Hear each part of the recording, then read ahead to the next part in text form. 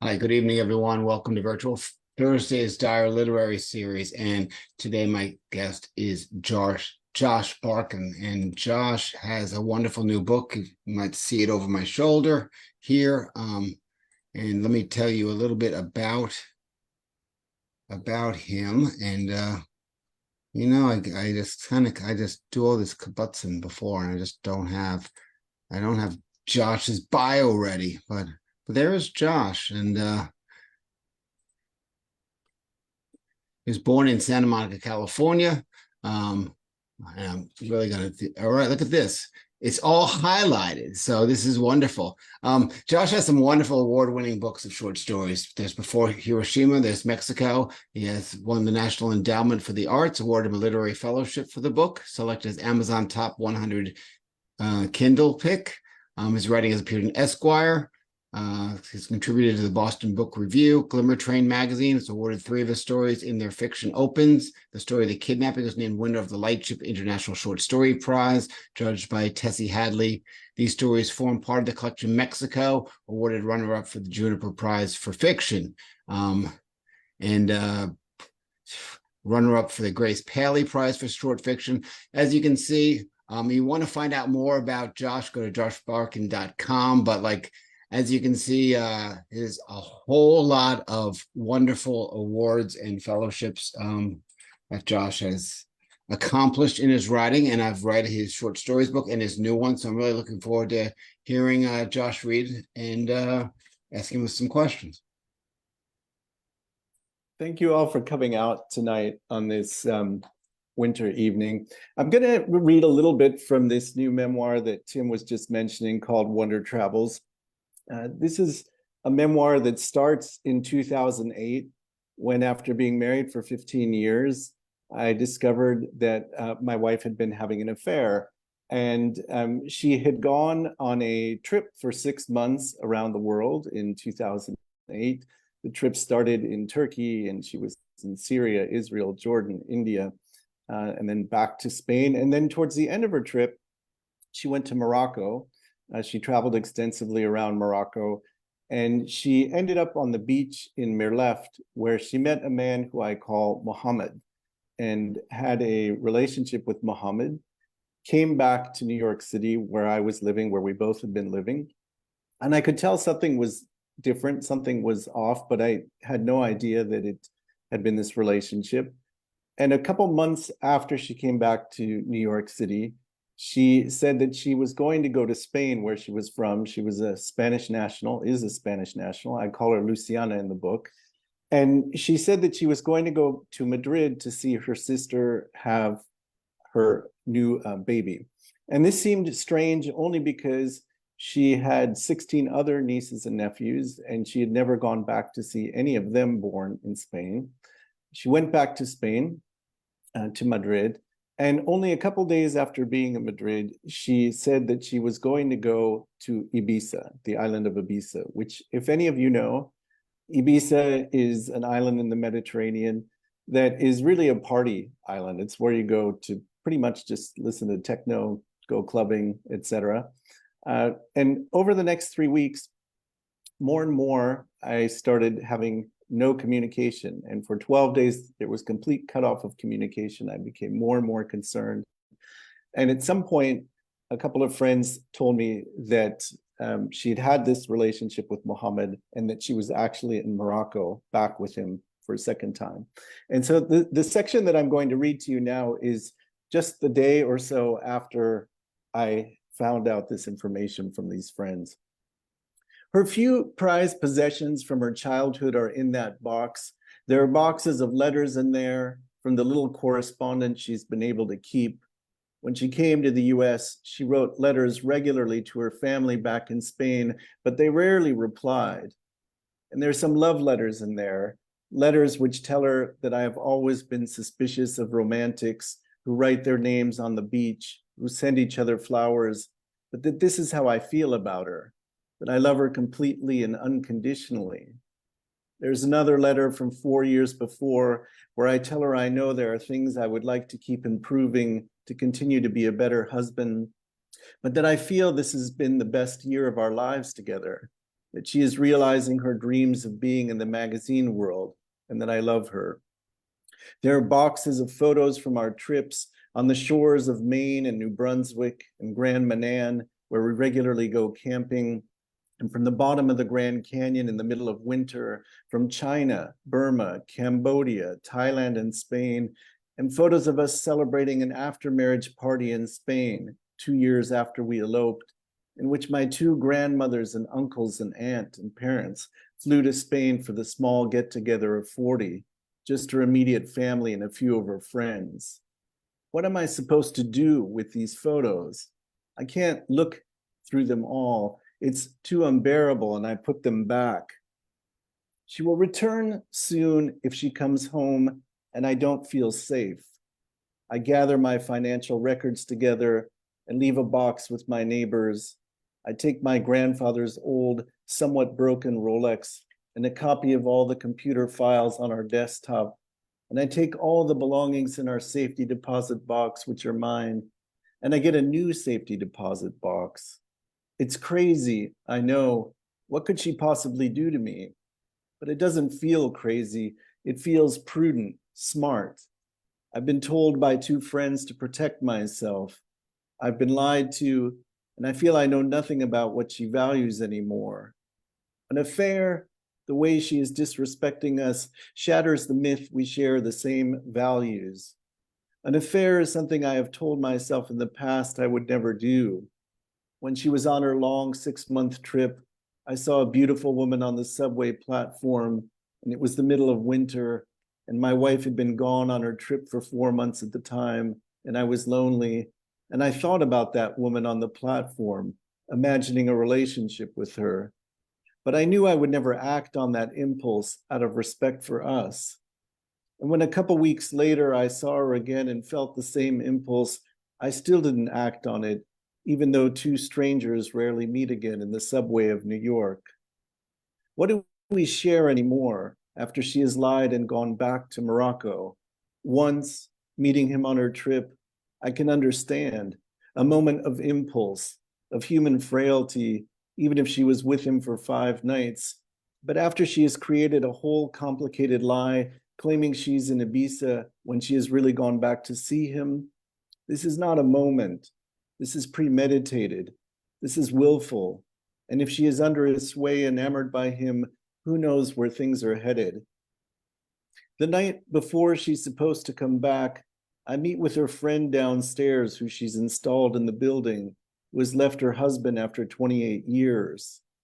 I tell her I believe Luciana has had an affair in Morocco when she was on her long trip.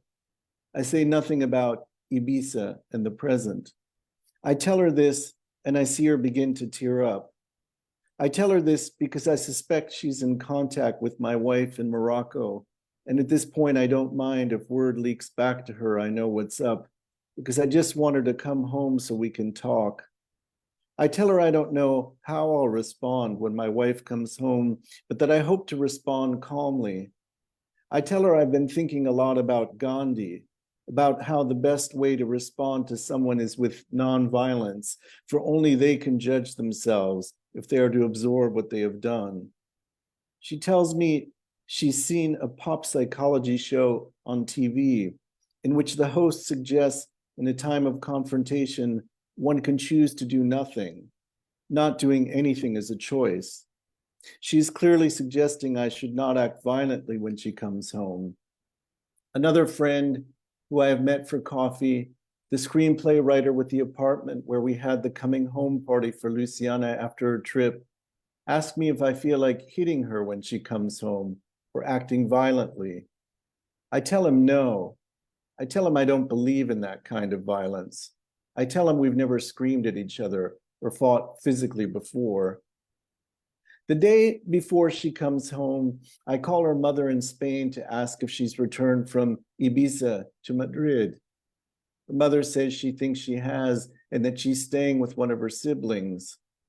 I try to contain my emotions over the phone, and I tell her I have reason to suspect her daughter has been in a relationship with another man. Her mother says she doesn't believe this. I tell her I have strong reasons to suspect she's been in Morocco instead of Ibiza. Her mother is confused. I tell her if she doesn't believe me, she should talk to one of her other daughters, who has used her frequent flyer miles to purchase the ticket to Morocco for Luciana instead of to Ibiza. I tell her mother I'm only mentioning this because I want her to pass on to her daughter the reassurance that she should just come home, that everything will be all right, and that she shouldn't be afraid of coming home. Are you sure you want me to tell her that? She says. No, I say, only tell her that if she doesn't get on the plane. I just want her to come home so we can lay everything out openly on the table. I don't want any violence. And if she's afraid to come home, I want her to know everything will be okay. For a second, the thought crosses my mind that perhaps she'll tell her family she's flying back to America and then catch another plane to Morocco. Except for one of her sisters, she's lied to her whole family about going to Ibiza. These fears are unfounded. After 12 days of complete silence, Luciana calls from the airport in Madrid to say she's flying back home. We speak for all of 5 seconds. When she has the will, she can contact me at any moment. In little more than 8 hours, her plane will touch down. I protected myself, and now I try to distract myself. The medicine cabinet has arrived, and in an effort to prove I've made good progress on the renovation of the apartment, I spend most of the afternoon drilling holes through tiles and installing the cabinet single-handedly.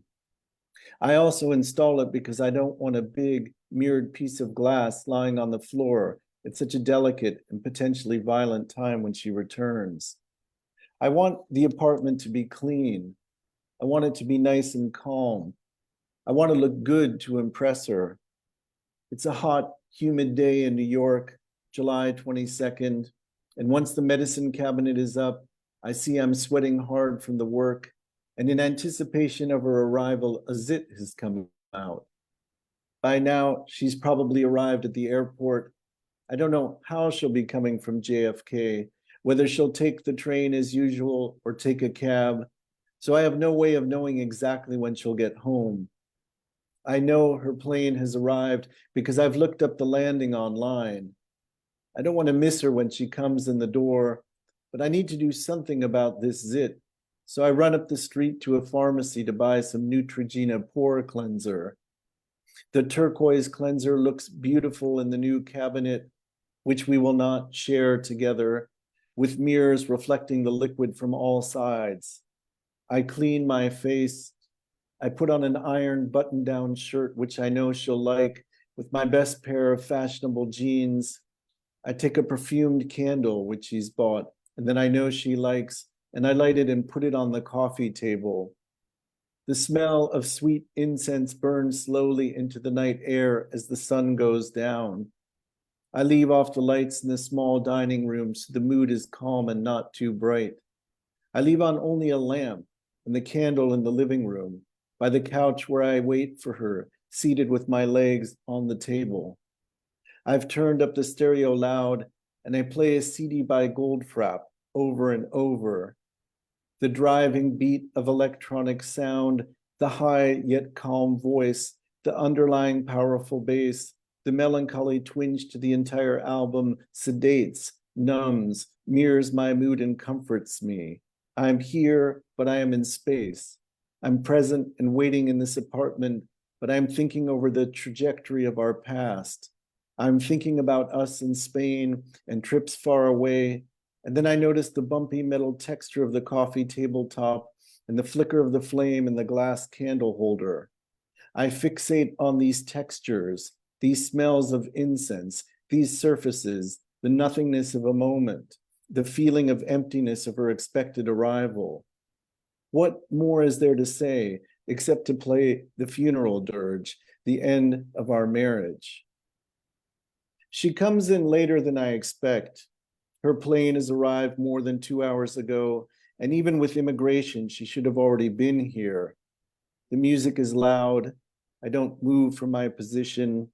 I stare forward blankly, lost in the music and in my thoughts and in the texture of the furniture. I hear the metal front door faintly as it falls shut. I hear her put her bag down. I hear her move around. She doesn't say hello. The music is loud and she doesn't turn it down. She traipses around the corner from the dining room into the living room, and she catches a glimpse of me, and she turns around and goes to the bathroom. She must have jet lag. She goes to the refrigerator and pulls out a pitcher of cold water and has a drink. She's sizing up the situation, developing her strategy, figuring out her first move. I've said nothing so far, nothing negative, nothing welcoming, nothing at all. When I'm angriest, I'm silent, she knows. I'm opaque, waiting, watching her without any movement, my eyes cast forward, looking into the candle. She says hello and decides to try to act normally, as if she's just come home from a normal, quick trip abroad. I don't respond. She sits down on the couch at the far end from me. She leans her body away from me. She's tanned from being on the beach in Morocco. She wears a white cotton shirt, similar to the one she wore when she first seduced me years before. What has she worn for him? She leans back and begins to say something trivial and normal, and I interrupt her and say, I want you to tell me the truth. I just want you to tell me the truth. She pulls her jaw up sharply, shutting her mouth as if thinking of protesting, and then thinks better of it and realizes she's caught. So you already know, she says.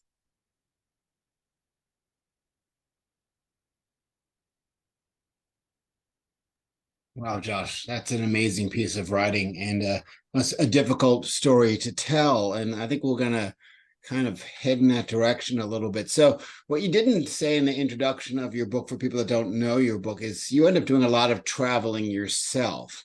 So, the book is very much also described as a travel log as well. So, when you were writing the book, did you have a difficult time waiting in terms of wait? Like, this is going to be about me and the relationship, or this is going to be, I'm going to describe the travel that I'm taking. Yeah, I mean, it's a really good question. I think the balance of what ends up being travel and what ends up being the kind of more personal narrative and memoir. Andre Dubus, one of the nice things he said about the book is that he felt it kind of combines these two aspects of memoir and travelogue. And certainly I've always liked reading travel narratives, even as far back as say Ibn Battuta, way back, and then contemporary type of travel narratives. But for me, this is really a story about healing. It's a story about overcoming. And so in thinking about the balance, it just came naturally out of what I was doing, meaning that I start the narrative, of this memoir describing the shock at first of discovering that my wife had this affair and what I just read to you, and then go into the kind of falling apart and the floundering that took place in New York, where I was living at the time.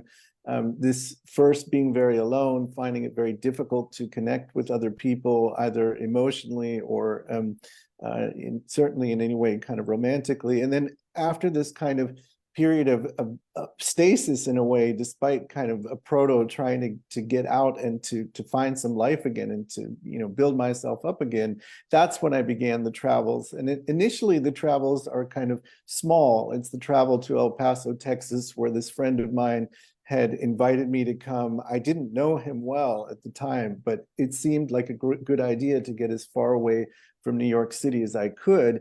And so I went out to El Paso, and it was an incredible place to be. My friend is gay. I discovered these, kind of LGBTQ nightclubs there, and that in itself was a kind of intense experience.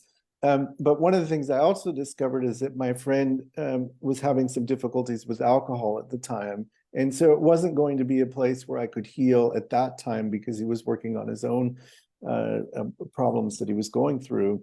And so that's when I continued on to Mexico and Mexico City, where I fall in love with this painter who I call Monica in the memoir.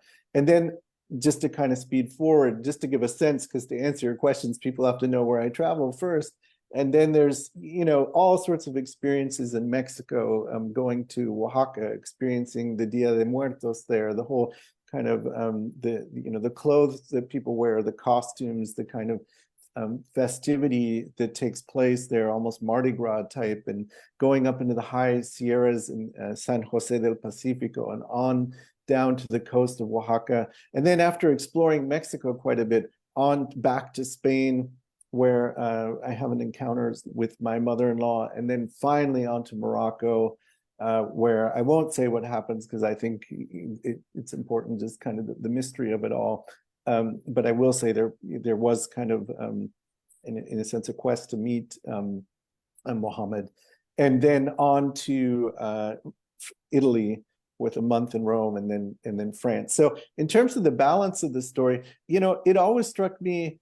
I think there are a lot of artificial divisions that we do in writing. Like we'll talk about, someone's a fiction writer, or someone is a nonfiction writer, or someone is a travel writer, and none of that really interests me, these divisions. I'm just interested in writing what feels emotionally compelling, hopefully for the reader, and what feels honest as I can possibly be.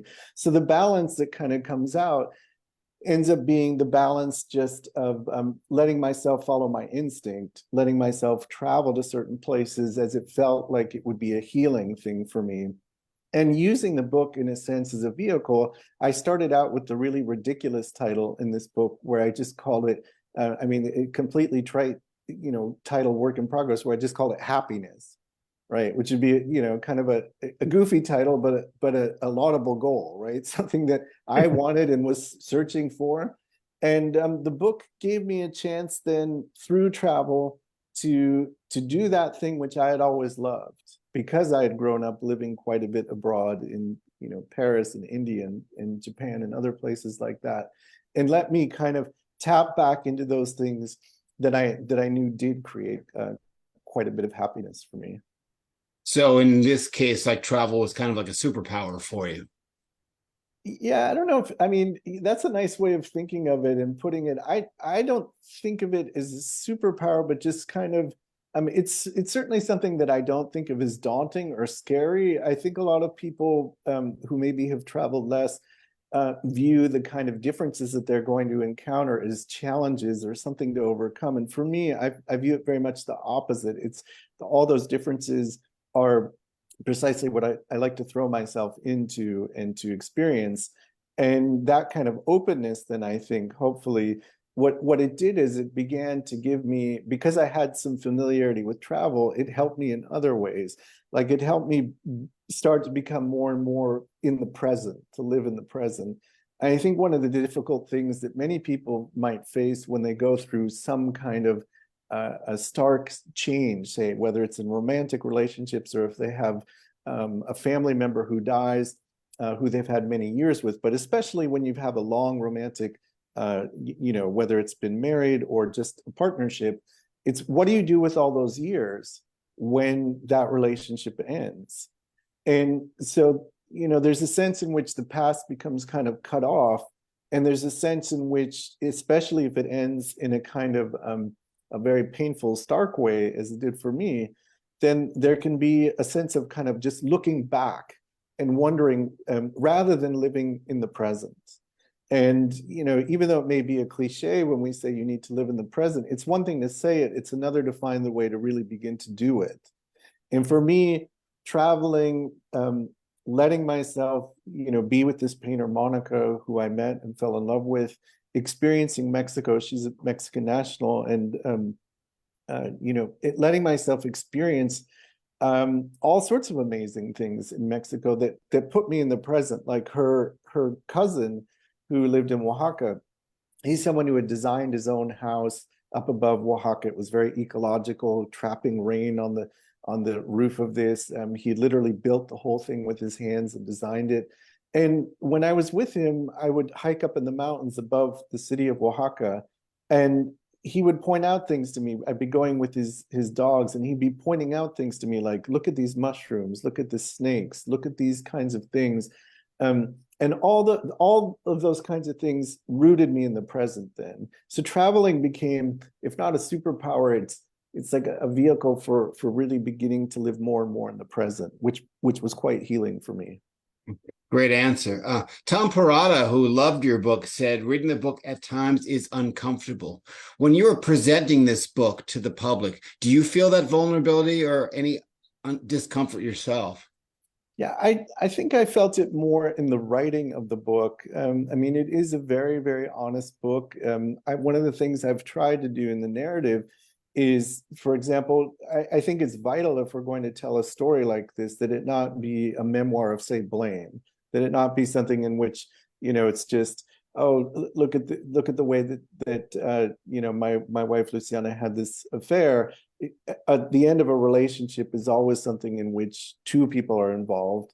It's never just one. And so I was trying to also see things from her perspective, flaws that I had or things that she was disappointed in me, and to even go into her point of view in a kind of certain section that takes place in Central Park as we walk through the park. And I begin that section really third person in her point of view, based on things that she had told me, not making anything up because it's memoir, but trying to find out or to convey to the reader the things that were, say, less favorable to me. So everything is in this book, and I think it has to have that kind of honesty for the reader to trust the book and to if you're going to learn something from it, you have to kind of trust what can be come out of it.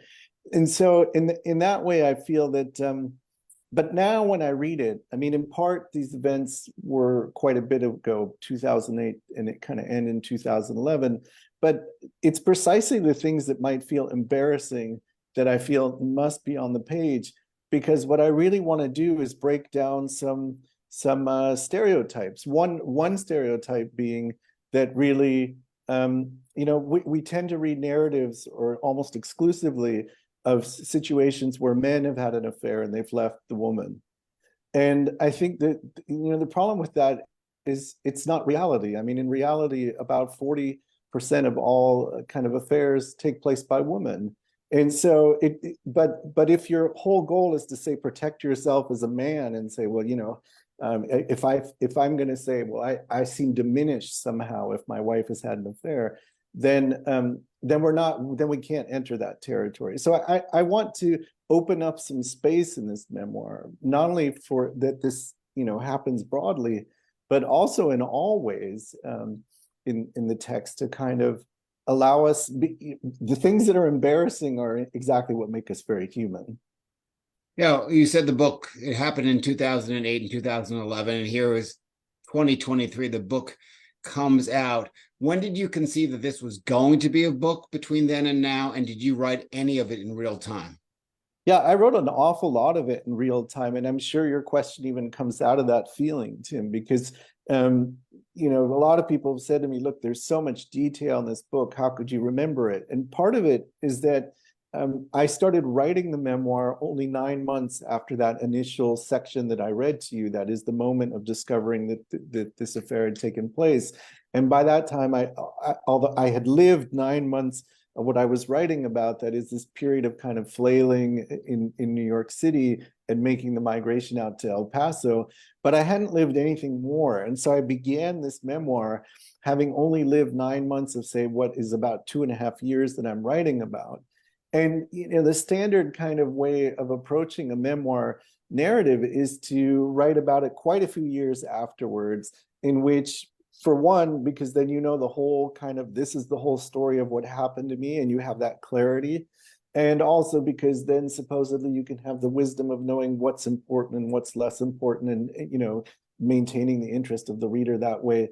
And of course, I definitely want to maintain and always have the interest of the reader. That's paramount to me. But what I wanted to capture was precisely the messiness of being in a moment when we don't know the outcome yet, when we don't know where we're going. That's how life is actually lived. Without that kind of clarity imposed looking back retroactively, and instead let myself be in that moment. So as I'm writing, I think you could feel the intensity of the emotions and of the part that I read. And that's precisely because it wasn't that far after that moment. Interesting. And So so, yeah, so yeah, go ahead. instead of writing it from the acceptance part, you had to go through the denial, anger, bargaining, and depression part of the grief as well. Yeah, go through all of it and go through it on the page and go through it as I wrote about it. Now, of course, if you're too close to the material, then, you know, again, you might not be able to convey to the reader what is essential and what's not. And that's the whole editing and writing and process over years. And by the time I finally was going to have this published, some years had passed, and I'd come out with a collection of stories Mexico, and I'd come out with another book, and now I've written another memoir that, you know, is for the most part done. And a lot of things had happened, a lot of life. And so at that point, once I knew it was going to be published, that's when, say, in the summer of 2021, I went back. I was back in the memoir doing the final edits.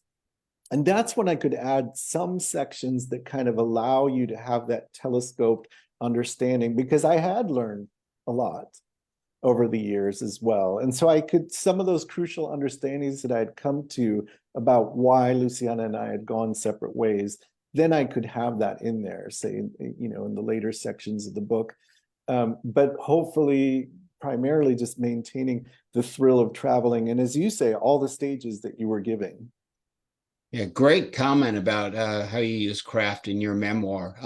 So let's go to the board. We're running out of time a little bit, so I want to get to the board and other people's questions. Robert Fleming asks, a great work about infidelity is William Shakespeare's play Othello. Now, did Othello go through your mind or influence you in any way when writing this book? It didn't. I am a huge fan of Shakespeare's plays, and you know, my personal favorite is King Lear, but I wasn't thinking of Othello. But I, you know, I do think that in a way that the very fact that this the person who's asking the question, I mean, these are fundamental difficulties, right, that we face, questions of affairs, and you know, so if you're Shakespeare, well, that's 420 years ago, and so it does remain as you know, as true as that, for sure. All right, we got one from RJ Jeffries. Absolute delight to hear you read this evening. I often ask this question to fellow writers, which is, with all of the writing that you've done throughout your life and career, what do you feel today that writing has taught you about yourself and the craft? Yeah, I think that, you know, the biggest thing that the exciting thing, I think, especially when you get around to writing memoirs as opposed to fiction, you know, when you're writing fiction, you're exploring the motivations of your characters, you're exploring why they do what they do.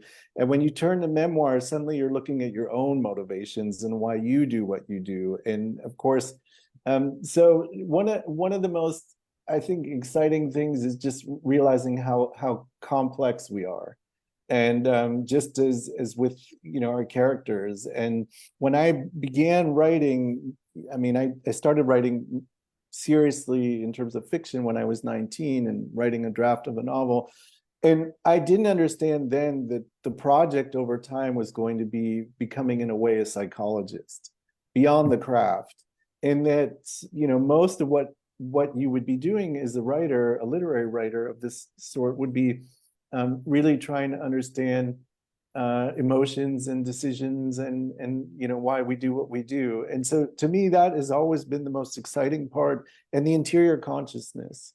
And one of the things I've kind of been obsessive about in my own writing, um, in my novel Blind Speed, I'm really interested in kind of, you know, all the different levels that we can have as a narrator, that kind of distant narrative voice, and then close third, right, and third person limited, and then entering even further into the consciousness with literally how we think, and so those different levels of consciousness.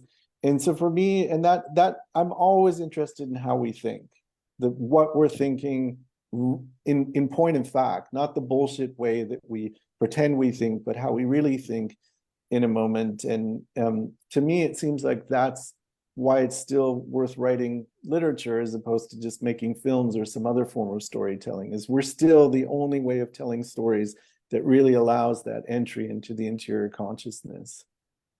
Here's a question from Philippe Wells. Did the fact that Luciano underwent and initiated these changes during her travels affect your own relationship with travel and the role that travel played on your own life and your own path?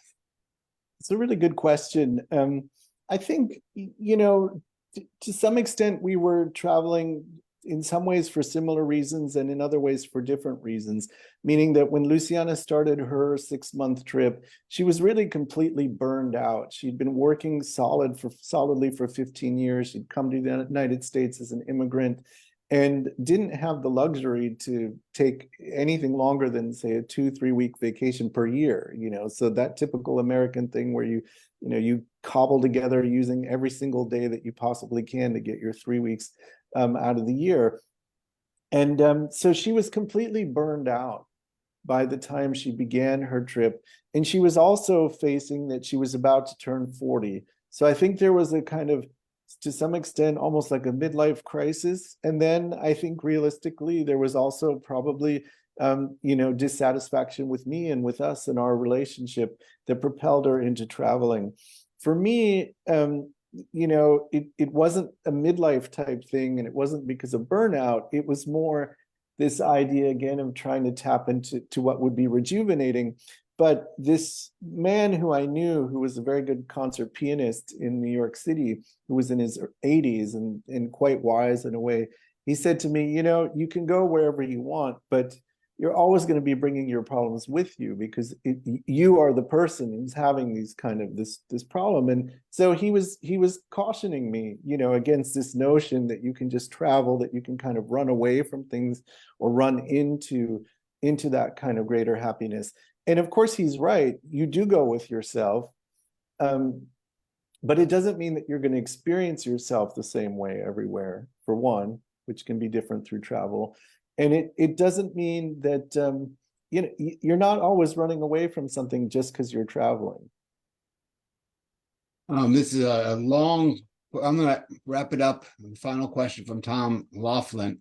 He wrote, powerfully, richly descriptive, real and raw work, Josh. I love the movements between memory and present moments and questions about what we know about the people we think we know.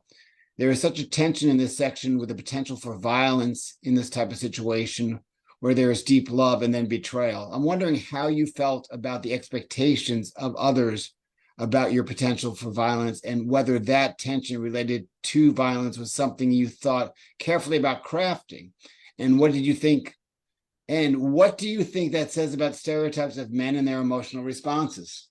Yeah, well, I mean, that's, a lot of questions in there, but I will just say this, that, I never thought in terms of crafting it that I was intentionally trying to, heightened in any way the emotion of that moment by referring to violence. It was just, it was again, just, I was literally sitting in the library of the University of Texas, El Paso when I started writing it, and I was trying to capture what had happened. But I will say this, for example, my mom, she hates it when I read that section because she says, there's nothing remotely violent about you, Josh. She says it's completely unlike you. And it's true, there isn't. And for that very reason, there's the reference to Gandhi in there and the feelings that I have.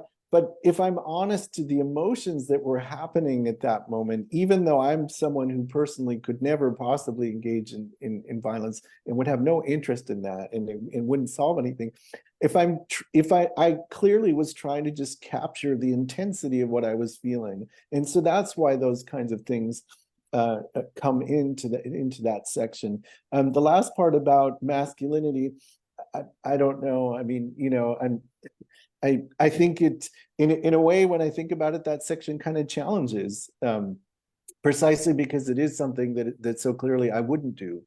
But the mix, the contrast between what you might feel, but what you wouldn't do. Well, Josh, thank you so much for your very detailed and wonderful answers and your reading. I think I've kept you a little bit too long here, but here are the books. So check them out. Josh read from Wonder Travels, and here are the award-winning short story collections and the novel Blind Speed. So if you would like to do the whole catalog, great. With the holidays coming up, why not a gift? And Here's mine, and I just loved it. So thank you so much, Josh, once again. Thanks, Tim. And folks that are watching the live feed from Facebook, I'm going to cut you off right now. And if you want to come in from the open mic, feel free to use the Zoom link, and I will happily let you in. So take care. Thank you.